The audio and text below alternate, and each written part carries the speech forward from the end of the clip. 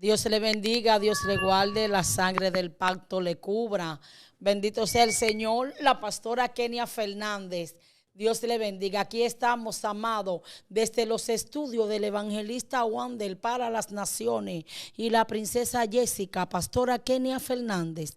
Gloria al Señor, un abrazo a la distancia a todas mis personas, mi gente allá en Estados Unidos, en Europa, mi amado Oscar allá en Filadelfia, bendito mi pastora en Chicago, Illinois, pastora Kenia Fernández, aquí desde nuestro canal. Amén. Ya usted sabe, comparte, dele me gusta y suscríbase. Vamos a estar hablando, pastora, ¿y qué usted nos va a traer en este día? Vamos a estar hablando de los 4 evangelios. Vamos a hacer un panorama, gloria al Señor, un resumen de los libros del evangelio. Amén. Vamos a estar considerando en el evangelio de Mateo, gloria sea al nombre de Cristo. Bendito sea el Señor. En el capítulo 1, y por ser palabra de Dios, será leída en el nombre del Padre, del Hijo y del Espíritu Santo. Libro de la genealogía de Jesucristo, hijo de David, hijo de Abraham. Abraham engendró a Isaac, Isaac a Jacob, y Jacob a Judá y a sus hermanos. Pastora, ¿por qué esta base bíblica? ¿Qué usted nos trae? Bueno, porque siempre, no todo el tiempo, amado, es corregir y bajar hacha. Tenemos que variar porque necesitamos que usted se nutra, que usted se alimente con lo que es la palabra del Eterno. Entonces, vamos a hacer un pequeño resumen de los evangelios. Mire, hay mucha discrepancia y usted dirá, pastora, ¿qué es lo que pasa con los evangelios? Porque hay una cosa que yo leo en un libro y como que hay cosas que yo leo en otro libro y como que hay cosas que yo no entiendo. Mire qué es lo que pasa. Hay reglas canónicas, teológicas, y es la siguiente. Una de las reglas canónicas dice que los libros, para ser inspirados, y más los evangelios, tenía que ser escrito por un testigo ocular de las cosas de Cristo, o que un testigo ocular le dictara las obras. Entonces nosotros podemos ver cómo el Dios transformador y el Dios que cambia toma la vida de un simple mortal y la transforma. Porque la palabra que nosotros hemos considerado está en el evangelio de Mateo. Pero lo que le quería decir es lo siguiente. De repente le voy a hacer una ilustración. Yo lo pongo a usted en un paisaje y yo agarro 3 de ustedes. Le digo, mis amados, háganme un panorama de lo que ustedes están viendo. Y ustedes individualmente van a describir el mismo panorama, pero en lo que se enfoca uno no se va a enfocar el otro. Entonces, eso es lo que pasa con los evangelios. Amén. La porción que hemos considerado es el de Mateo. ¿Por qué Mateo? Bueno, porque la gente cree que los evangelios tienen todo la misma, todos hablan de Jesús. Pero el problema es que fueron escritos por personas diferentes, en tiempos diferentes y para personas diferentes. El evangelio de Mateo, que es la porción de la palabra que acabamos de leer, nos está dando un panorama. Por eso el evangelio de Mateo, bendito Dios, empieza con una genealogía cronológica de lo que es el Mesías. ¿Por qué? Porque Mateo no era más que Leví, el recaudador de impuestos que estaba recogiendo los tributos de la nación. Y Jesús le llamó y le tocó. Y él se convirtió en discípulo de Jesús. Entonces podemos ver, amados, que los estudios son buenos. No vamos a ignorar. El estudiar ciertos niveles de teología es bueno. Pero mejor es cuando Dios te ayuda y Dios te ilumina en eso. ¿Por qué? Porque Mateo, de ser un recaudador de impuestos, pasó a escribir. Entonces la visión de Mateo era porque él era judío y Mateo quería dar, mire, lo que tenía que hacer el Sanedrín, Dios utilizó a Mateo para hacerlo, y que era una cronología para saber que Jesucristo era el Mesías. El evangelio fue escrito por el mismo escritor, pero también vemos el evangelio de Marcos. Y Marcos, dicen los eruditos, que este Marcos es el joven que era primo hermano biológico de Pablo Y Marcos fue la manzana de la discordia del pleito entre Pablo y Bernabé, porque Bernabé trajo a Marcos, y dicen los historiadores que cuando Marcos vio cierta situación tomó miedo, y esto como que no le gustó mucho al apóstol Pablo. Pero mis amados, podemos entender que Dios en su soberanía hace como Él quiere, y hay cosas que Dios la permite. La tradición dice que el evangelio según San Marcos lo escribió Marcos, este joven, pero a los pies de Pedro.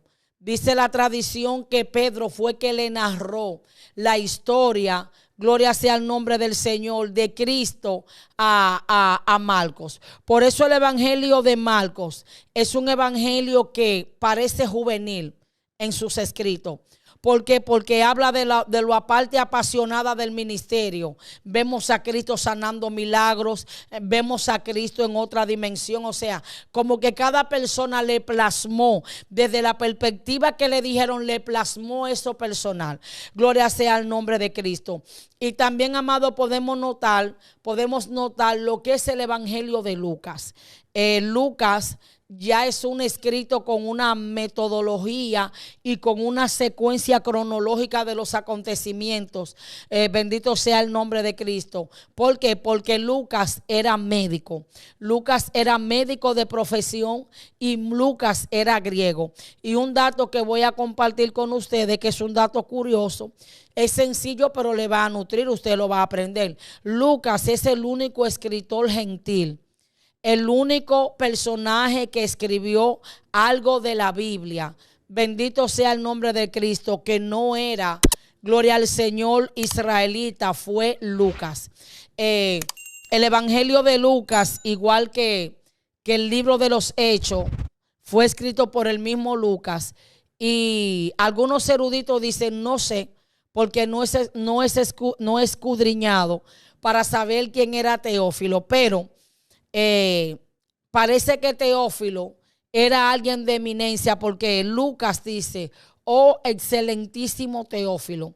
Entonces Dios va a tomar la capacidad que Él te da, y Dios va a tomar el intelecto que Él te da, para que tú lo fusiones en lo que es su reino. Porque el conocimiento y el estudio que tenía Lucas fue lo que Dios permitió para el desarrollo de su libro. Dicen los eruditos que Lucas, a estar rodeado de los apóstoles, empezó a indagar entre el mismo pueblo y empezó a hacer un orden cronológico de los acontecimientos. Bendito sea el nombre de Cristo. Entonces Lucas empieza con la introducción de su evangelio. Con lo que Lucas empieza es con el nacimiento de Juan el Bautista. Amén. Y vemos la preponderancia que le da Lucas a esta parte, porque cuando usted analiza de los 4 evangelios, Lucas es el que da un resumen más detallado y empieza hablando de cuando Zacarías le tocó el servicio, cuando Zacarías entró, cuando Zacarías el ángel le habló, cuando Zacarías quedó mudo, cuando Juan el Bautista nació. Pero podemos entender que era para dar la importancia de la secuencia de lo que era Cristo, por la palabra profética que había sido dada de que tenías que venir Elías antes de que la manifestación de Emmanuel en la tierra, gloria sea el nombre del Señor, sea producida. Entonces usted puede entender que en ese aspecto, gloria al Señor, hay mucha similitud. Por eso, amado, usted tiene que tener cuenta, cuando Dios da una palabra profética, Dios siempre trae un alineamiento de un cumplimiento. ¿Por qué? Porque nosotros podemos ver cuando el ángel le hace la anunciación a María, como le dice, mira, y la que llamaban estéril está en el 6º mes de su embarazo. Bendito sea el nombre del Señor. Y hay personas que Dios la desliga para después traer un alineamiento profético, porque aunque Juan el Bautista y nuestro Señor Jesucristo biológicamente eran familia sanguínea según el orden humano, ellos se despegaron, porque Juan el Bautista no conocía a Jesús. Cuando Juan el Bautista está en el Jordán, que está en el bautizo, dice, el que me mandó a bautizar me dijo a mí, sobre quien yo viese el Espíritu Santo en forma corporal de paloma, ese es. O sea que Dios tuvo que darle una señal a Juan el Bautista, porque hay encuentros que van a catapultar. Cuando Juan el Bautista y nuestro Señor Jesucristo se encontraron en el vientre, cada uno, bendito sea Dios, usted hubo el impacto, dice que los dos fueron llenos y las criaturas brincaron los dos en el vientre. Pero luego, hermano, vemos ese encuentro impactante que impactó cuando la ley se encontró con la gracia y la ley le dijo a la gracia: es necesario que yo mengüe para que tú vengas y tú te manifiestes. Entonces podemos entender, hermano, la riqueza literaria, gloria sea el nombre del Señor, de lo que fue Lucas, cómo Lucas dio este acontecimiento y cómo él hace hincapié y cómo el ángel le da una palabra profética a María. Y luego cuando María sube a la montaña donde estaba su prima Elisa, vemos el cumplimiento de lo que se le dijo en el secreto. También, gloria al Señor, podemos considerar el Evangelio de Juan. Y hay parábolas, hermano, que no se encuentran en unas y en otras. Y también hay hechos, por ejemplo, la historia de la mujer samaritana, que si más bien no me equivoco está en el capítulo 4 del Evangelio de Juan, el apóstol. No está en los otros libros. ¿Por qué? Porque Juan, gloria sea el nombre del Señor, bendito sea Dios, Juan era más joven, tenía una mente más lúcida y más fresca. Los eruditos dicen que de todos los evangelios, creo que este fue el último que se escribió. Y cuando usted analiza, usted ve los 4 evangelios, pero usted ve los 4 evangelios desde diferentes dimensiones. El evangelio de Mateo presenta a nuestro Cordero como el linaje de la tribu de Judá. En el libro de Marcos, gloria al Señor, bendito Dios, lo vemos. ¿Cómo vemos a nuestro Señor en el libro de Marcos? Como un conquistador, como un guerrero, como ese rey que vino a libertar al cautivo, a echar fuera demonios. Vemos en el libro de Marcos, vemos al Cordero en acción bajo esa dimensión de liberación. Cuando lo vemos en Lucas, vemos ya más un orden esquemático y un orden cronológico. Pero cuando nos centralizamos en el Evangelio de Juan, podemos ver a un Juan hablando: en el principio era el verbo y el verbo era Dios y el verbo era con Dios y en él estaba Basheque Terebekenda. ¿Qué es lo que está? Ay, yo sí, Inamasoa. Ay, Espíritu Santo, gracias. Enda Maserre Babasomaya. Endaraba quitaraba quema leva 4 ayabasoma camanzonda. Errebe beseke tereberebe sonda. Vemos en el Evangelio de Juan al discípulo amado hablando de la preexistencia del Señor. Dice: en el principio era el verbo y el verbo era Dios y el verbo era con Dios y en él estaba la vida. Juan se está centralizando en la eternidad del verbo hecho carne. Y para usted entender esto, en el orden de la semántica de la gramática dice que verbo es todo lo que indica acción, pasión y movimiento. Entonces lo que Juan está hablando es hablando de la eternidad de Cristo, pero hablando cuando en el trono estaba Yahweh y cuando en la tierra estaba el Espíritu Santo que se movía, y cuando el verbo que era Cristo, el Padre hablaba y la Trinidad se fusionaban para la creación. Mientras la Basheque Terebekenda, oiga amado, la Trinidad creaba. ¿Y qué hacía? Entonces la escolta manda quema. La escolta, la jerarquía angeológica dice que alababan. Las estrellas, las potestades, alababan al Dios todopoderoso, al Dios creador, al Emanuel, a Emanuel en la tierra. Masheque Terebekenda. Mire, amado, yo siento una presencia de Dios demasiado fuerte. Entonces lo que está haciendo Juan es dando a entender de la eternidad de Cristo, es dando a entender en la gramática. Dice que verbo es todo lo que indica acción o pasión en el movimiento. Y aunque hay muchas corrientes teológicas que dicen que que la epístola de Apocalipsis no fue Juan, porque supuestamente no hay una concordancia histórica. Bueno, whatever, yo me quedo diciendo que es Juan. Y lo que más me impacta, amado, es que ese Juan, gloria al Señor, lo vio en todas sus manifestaciones, porque ese Juan era el que se les recostaba.